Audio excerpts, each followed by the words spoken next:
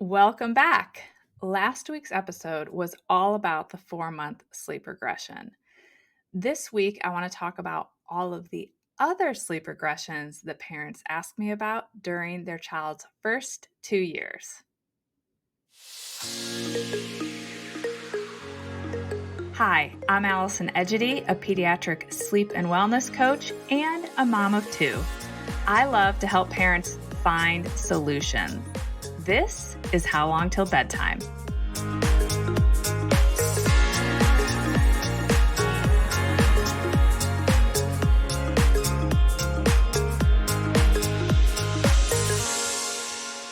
Nearly every day, I get a message asking my thoughts about a certain sleep regression: the 4-month, the 5-month, the 6-month, literally every month throughout children's first 2 years. It made me start to wonder if the internet is leading parents to believe that there is some developmental sleep leap that's happening each and every month that can result in a sleep regression. So, I had my team do a little research for me, and sure enough, you can find an article on a sleep regression that supposedly occurs almost every month between 3 and 24 months. This kind of annoys me because it feels a little clickbaity. Websites just trying to lure in tired parents and adding to their stress and having them think, well, you just kind of have to see this thing through because these regressions work themselves out. So, today I want to share my thoughts on all of those supposed sleep regressions that take place during the first 2 years.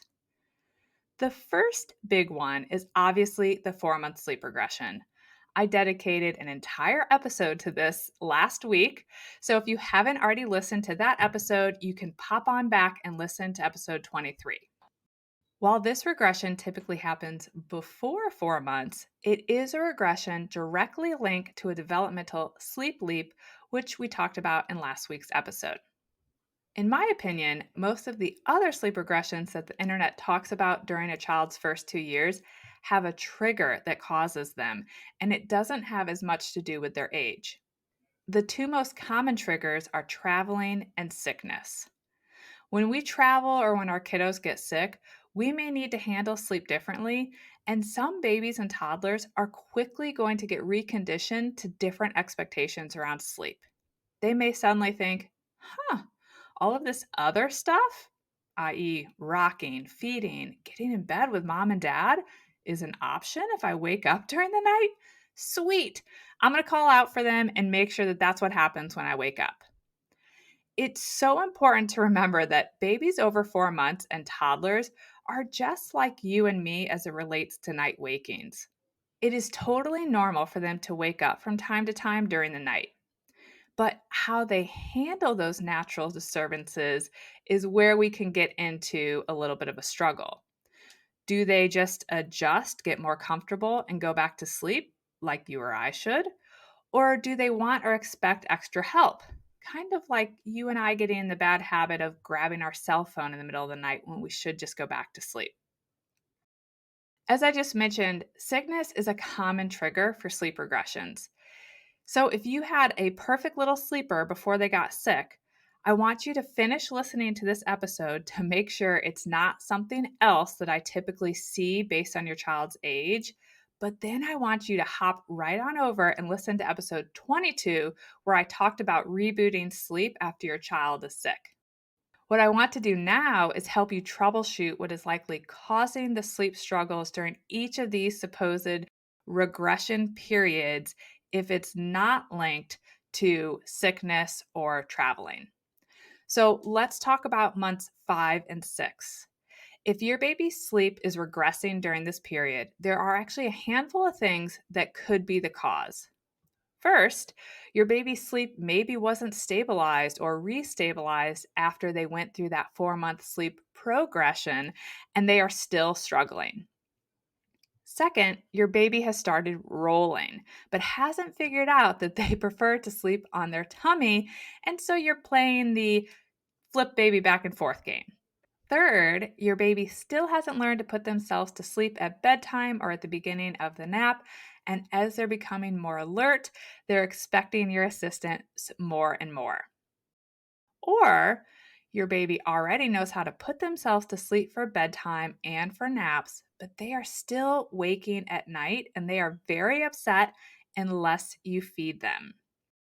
So, this is an interesting one because if you're still feeding them during the night, but they have the foundation for good sleep, then it's likely that the night feedings are causing some confusion. This is the trickiest one because once a baby learns to put themselves to sleep, some are going to fall into this really lovely pattern where if they still need a feeding or two, they're just going to wake for those one or two feedings, and then otherwise they're going to sleep really soundly. Other babies, however, will get confused by that feeding or feedings because they don't know the difference between having been asleep for 3 hours or 6 hours. But what they do know is that they find it much easier to go back to sleep in a milk coma. And sometimes you do feed them. So each time they wake, they call out to see, is this one of those times that she's going to come feed me? If this is the case, I recommend that you connect with your pediatrician to have a conversation about your baby's readiness to go without night feedings. And then when you're ready, drop those night feedings. And if they already have that solid foundation, you're going to probably find that sleep is significantly better. They should be sleepy through the night within about 4 nights. If your baby is struggling during months 7 or 8, it could be because of anything that I just mentioned for months 5 to 6, or it could indicate that your baby is ready to transition down from 3 to 2 naps. Indications that keeping or trying to keep 3 naps is causing a regression would be bedtime resistance, the second nap getting noticeably shorter in length, consistent resistance or skipping the third nap, or your baby taking all 3 naps, but then taking much longer to fall asleep at night or waking surprisingly early in the morning, earlier than they typically would have even just a few weeks ago. So, if your baby is 7 to 8 months and you're seeing one or more of these sleep regression symptoms, I would recommend transitioning down to 2 naps. Between months 9 and 12, a regression in your baby's sleep could be the result of still not being able to confidently put themselves to sleep, confusion around night feedings, and or learning to sit up or stand, and expecting someone to come help them lay back down. When working with infants around sleep, I always encourage parents to consider how our babies might be interpreting our actions. And when our babies suddenly start sitting themselves up in the crib or start to pull to a standing position in the crib, we often go in to help them lie back down, particularly if it's taking them a while and they're kind of experimenting with this new skill. And I think that some babies start to think that continuing to sit back up or to pull back up and to then not put themselves back down is the new golden ticket to getting a parent to come back in the room to assist them or to hang out when they should really just be focused on sleeping. When that's the case, a baby will typically continue to pop right back up after you lay them back down. If that's what your baby is doing, it's time to help your baby learn to lie back down on their own during their daytime play. So lots of practice, standing next to the couch with a soft landing, lots and lots of practice during the day in a very low stress situation is going to help. And then once you know that they are able to get themselves back out of the sitting position or back down from standing, then you can go ahead and give them some more space to figure out how to do that while they're in their crib. Okay, now we're getting to another developmental sleep leap. Between months 12 and 15, there is actually a reduction in a baby's total sleep needs. If the noticeable change in your baby's sleep isn't linked to any of the things that I've already been talking about, and their naps are getting funky, they're trying to skip their second nap, or they're having a hard time falling asleep or waking early, it's likely because their total sleep needs have reduced by about 30 to 60 minutes and something is off. So if your 13-month-old was taking 2 naps that totaled 3 hours, they may only need 2 to 2.5 hours of day sleep now. If you're now thinking, aha, this is what we're dealing with, then I want you to consider waking them from one or both of their naps a bit early to reduce their total daytime sleep by about 30 minutes. So if they were resisting the second nap, you can start by capping the first nap at 1 hour of sleep. And then, if needed, you can shave off any additional time from nap two that would allow you to reduce their total day sleep by about 30 minutes. Some parents will need to reduce the total day sleep by up to an hour, but don't jump the gun on that. And don't let their total day sleep slip below 2 hours. Now, between months 15 and 18, things can get very exciting. And by exciting, I mean very challenging. If your toddler is resisting sleep during this period and you have no idea why, the first thing I want you to do is check in on their nap situation. If your little one is still on a 2 nap schedule, you may want to go ahead and try to drop them down to one midday nap. If you plan to do this, make sure that you listen to episode 2, where I discuss this transition and common mistakes that parents make that can trigger a regression. If you've already dropped to the 1 nap, but it's still starting in the morning, I would also recommend that you go listen to episode 2 to see if there's a timing issue.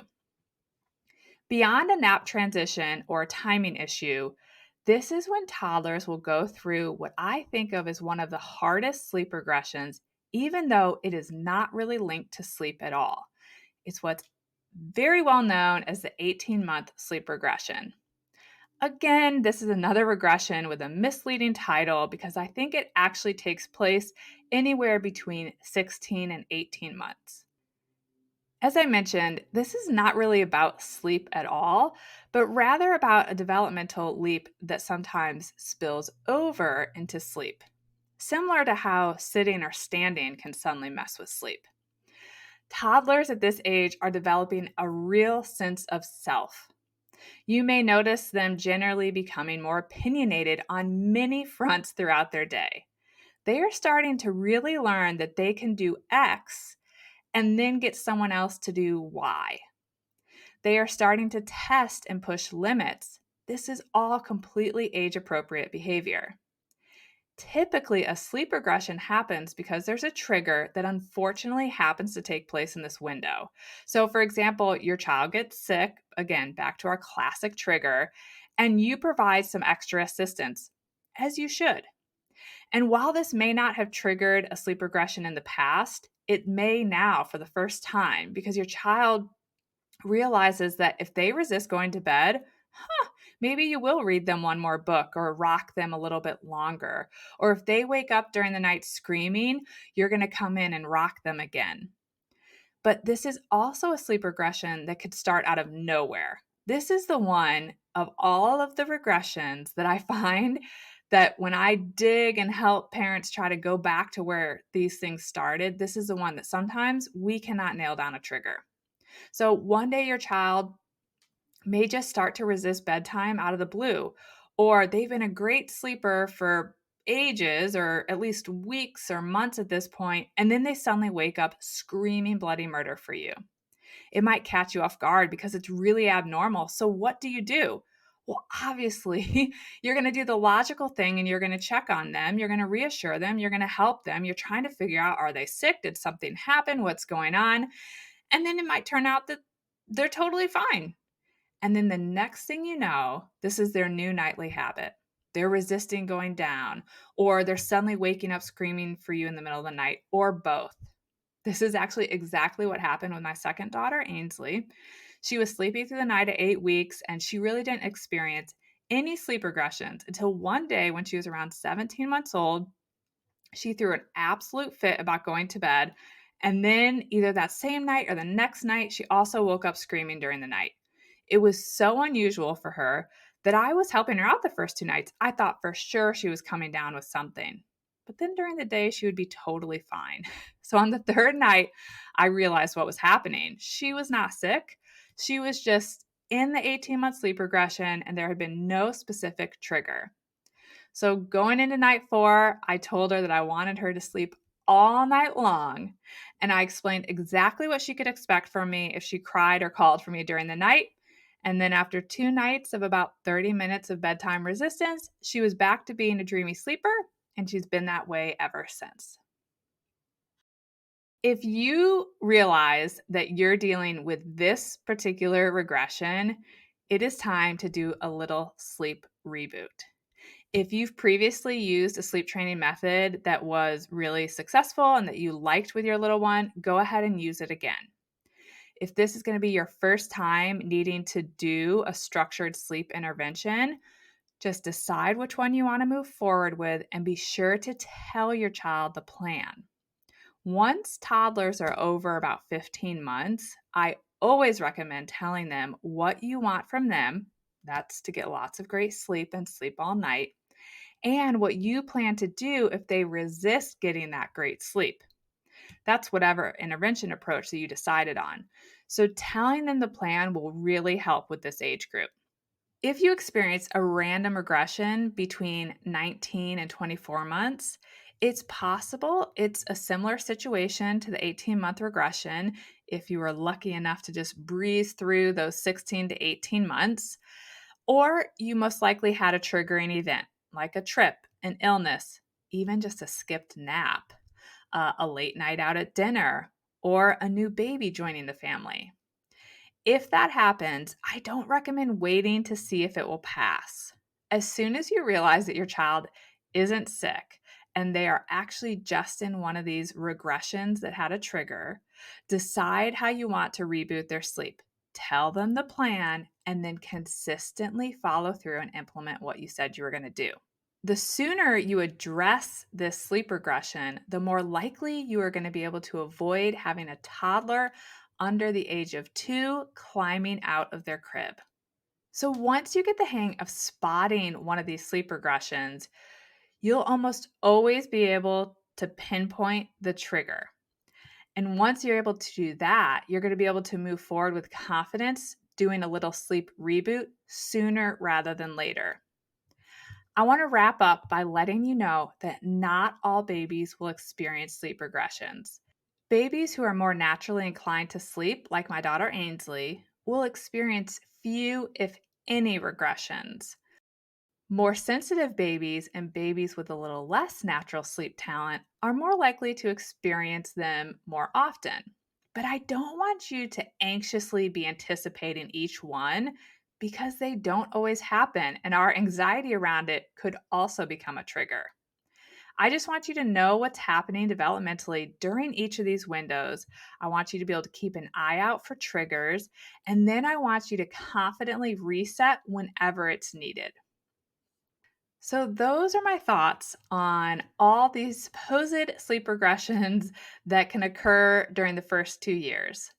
I hope that you found this episode helpful. If you've been enjoying the podcast, it would mean the world to me if you would take a moment to rate and review it on Apple or Spotify. I hope that you'll join me here again next week. Bye for now. Thank you for listening to How Long Till Bedtime.